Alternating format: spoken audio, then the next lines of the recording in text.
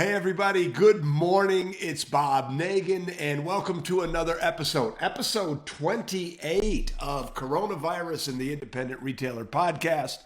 As always, I'm really honored that you're giving me a little bit of your time, and congratulations. We're one day closer, one day closer, one step at a time, one day at a time. We will make it out of this. So today I'm going to explore this whole idea that there is a really, really big opportunity after this pandemic to really rebuild your team, rebuild your culture, set yourself up for post-pandemic greatness. But before I get to that, I'd like to talk a little bit about something on our Whiz Bang Retailers Facebook page. So yesterday I posted a little visual that said, always respond to action. Agree, disagree, and your thoughts. And there were a number of really great replies, and I appreciate everyone who responded. But many people said, respond to stress with action. I don't agree. Often, when I feel stressed out, I have to stop and take a deep breath, or I need to slow down and, regroup. And the only thing that I wanted to say about that is I agree 100% with those sentiments, but I would suggest that stopping is an action. Slowing down is an action. Stop is a verb, right? Stop, stopping. And what both stopping and slowing down do or show is intentionality. I recognize I'm stressed and I'm going to respond by doing that. So I just want to sort of reframe that reply. And if you do stop, you don't have to get to work on a Facebook Live, or you don't have to start building your training program. Sometimes the appropriate action is just to slow down, stop, get yourself right, get yourself calm so you can move on. So just wanted to share that and say thank you to everybody who replied. They were very, very thoughtful, and I appreciate it. So now let's move on to this whole idea of this is a wonderful opportunity. So and we talked about this quite a bit in yesterday's community forum, but one of the things that you have an opportunity to do right now, something to start right now, is to really, really rebuild, reimagine, re-engineer your entire team and therefore your entire culture. And while this pandemic has not been pleasant, well, it's been a pain in the ass. There are so many opportunities, just hidden here. And one of the things that we're trying to do at Whiz Bang Retail Training, and one of the things that I want to encourage and try to stimulate in you, is the shift from crisis mode to opportunity mode. And this is a real opportunity. It's a chance to start over. I know two of our clients, Jean and Fabienne, and I'm sure there's more, but Jean and Fabienne are two people I've had conversations with this about. Both have had their stores burn to the ground. With Jean, it happened right before Christmas, like late October. So, it certainly could be argued that your store burning to the ground is not a good situation. But both of them shared afterwards that, years afterwards, that it really turned out to be a real blessing in disguise. Both of them it was a chance for me to reinvent, to reimagine, to rebuild, to regrow. And that's what I'm suggesting here. I know from my own experience owning a retail business for 19 years and, how many thousands of retailers have Susan and I worked with, that there's a tendency, no, Everybody carries a little dead weight for a while, right? And especially when times are good. When times are good, it's easy to just say, well, it's all right. And it's a pain in the neck to discipline people. It's a pain in the neck to fire people. And there's just this tendency to let things slide. Even the best retailers I know carry a little dead weight just because it's easier to carry the dead weight than it is to, or not even dead weight, somebody who's less than ideal on your team.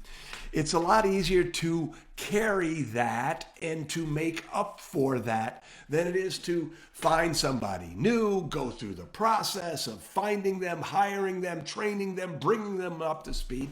So we settle. It's natural, and it's easy to do when times are good.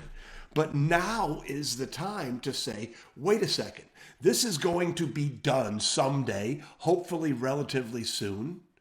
What do I want? What is my vision of excellence? What can I do now to ensure that when this all is said and done, that when I restart, I am great?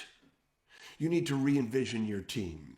So, it really is what we've been talking about on most days on this podcast. It really is assess, adjust, advance.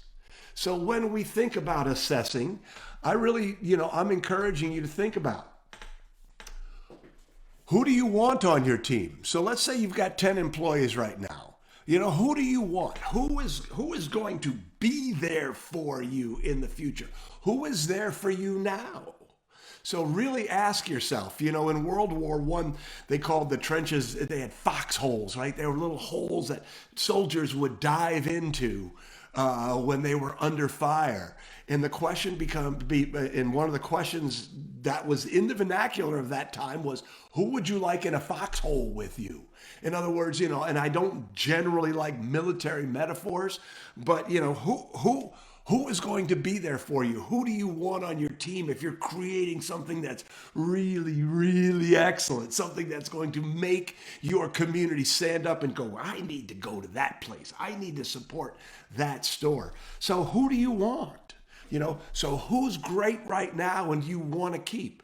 And also, who's just dialing it in? Who are you carrying and who don't you want to carry anymore?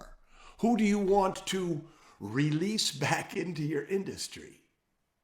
So assess where your people are and, just really give it some honest thought. Who do you want to keep and who don't you want to keep? Who should be replaced?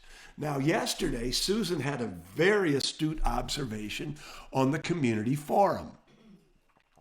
She suggested that when the reopening occurs, there may be an entirely different type of retail, small to mid-sized independent retail business that emerges, that you probably will need less people on the floor and more people in the background, filling orders, working tech on your Facebook Lives and your social selling programs, people who are directly responsible for doing clienteling. So rather than just saying, who do I want on my frontline team, part of the assessment may be, what does my retailer accountability blueprint look like? What are the roles, the jobs that need to be done, and who are the souls, the people who fit the roles? So part of the assessment may be, what does my organizational chart look like when we start to move forward? It's all part of the assessment. And this is part of you becoming more thoughtful about what your business is going to look like post-pandemic. And by the way, if you want more information on the Retailer Accountability Blueprint, you can, we have a program called the Master Plan Advantage. And, it's a wonderful, wonderful way for you to really start to look at your business from a bigger perspective. So that's the first thing. That's the assess. where am I now? And then the adjustment is, you know, who do I want? What does my new retailer accountability blueprint look like? Who do I want on my team? Who do I want to replace? Now is the time to start thinking about hiring. You might have people who don't want to come back. Until they find a virus, there's going to be a lot of people. I mean, a virus. They found the virus. We've all found the virus. A vaccine. There's going to be a lot of people who are in regular contact with people who are compromised. And those people may have worked for you in the past, but may not want to work for you in the future. So it becomes a question of adjustment. What does my new organizational chart look like? My retail accountability blueprint look like? Who do I want to keep? Who's not coming back? Who is coming back? And then start adjusting, start making plans. Write your red hot help wanted ad. Now is the time to start looking because unemployment is high. 3 months ago, you couldn't find anybody. Now you have plenty of opportunities. So the labor pool has definitely been expanded. So what we're trying to do right now is we are trying to figure out what it looks like. So and then the advance is, so you adjusted, you made a plan. Now the advance is, who do I need to hire? What does my new retailer accountability blueprint look like? What does my business look like? A couple of weeks ago, I did a podcast on this whole idea of you have to have a vision, because a vision is a meaningful specific. You want to have a meaningful specific that you're working toward, not a vague generality, a meaningful specific. So create a vision of your team. What does your team look like? What does your team feel like? How do they behave? How do they interact with each other? How is the esprit de corps? So create your vision and then start moving towards that vision. I want to one more sidebar that when I'm looking down at my notes, I realize that I had forgotten. One of the big mistakes I see a lot of independent retailers make is this whole idea of people are supposed to be inherently skilled. And this was my story, right? I would hire somebody, I'd teach them that not at the end, not after I'd been at it for a while, but my first couple of years in business, I would hire somebody, I'd show them the 3 most popular kites, I'd show them how to use the credit card machine, show them how to use the cash register, and basically they were on their own on the floor. And of course, my team was never what I needed it to be. And it wasn't until I learned the hard way that I needed to train them. I needed to give them the skills they needed to be successful if I expected them to be successful. So when you go back and you assess who you want to bring along with you and who you don't, one of the questions to ask yourself is, have I really given that person, if that person is on the bubble, right? You're not quite sure whether you want to bring them along or not. Ask yourself, have I really given them a chance? Have I trained them? Have I given them sales training? Have they gone through the Retail Sales Academy? Do they have the potential to be good, but I haven't given them the skills to be good? So that's one of the questions that I missed, but wanted to come back to, because it's really important that you understand that it's your responsibility to bring out the potential that your team has. So that's really what today's episode is all about. And my challenge to you is to make a commitment to excellence. Make a commitment to the future. Skill up. What do you make a commitment to learning what you need to know to become the kind of leader and manager that you aspire to be? If in your action item, should you choose to accept it, if you have the retail mastery system, now is the time to revisit that staff development module. Now is the time to really immerse yourself and think about, what kind of leader was I? What kind of leader do I want to be? What kind of management systems did I have in place? What kind of management systems do I need in place? What kind of leader was I? It's that going back to that whole assess and adjust. Assess is asking yourself not only who you want to bring along, but who you need to be. And then the adjust is, what do I need to do to be a better manager? What do I need to do to be a better leader? And then advance is moving towards that vision. I hope that you take this challenge. This morning, the New York Times had a long article about the death of department stores. And I don't know, I can't predict, but it's not looking good for department stores. It's not looking good for malls. It's not looking good for mediocre, mid-sized chains. All that means is that there's going to be more opportunities for you. More opportunities for you. It's time for us to shift from being in a crisis mode to being in an opportunity mode. So just really, again, assess, adjust, advance. Make it to another day. Hustle. You got this. You got this. Oh, I'm so excited for you. So, excuse me. I'm sorry.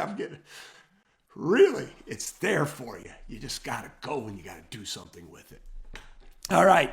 So, a favor to ask. If you found this message helpful, please share it. If you know someone who is struggling thinking about what to do with their team in the future, please share it with them. If you're members of another Facebook group that is for retailers and it's appropriate, please share it there. If you know vendors or manufacturers who are interested in helping their independent retail customers, I would appreciate if you'd share it with them. We're all in this together, and information is what fills us up. It's what helps us make the adjustments we need to make so that when this is done, and it will be done, you will be better than ever, and we will be better, stronger, more resilient than ever. All right, everybody, I'm Bob Nagin, and you sure all mean a lot to me. We'll see you tomorrow.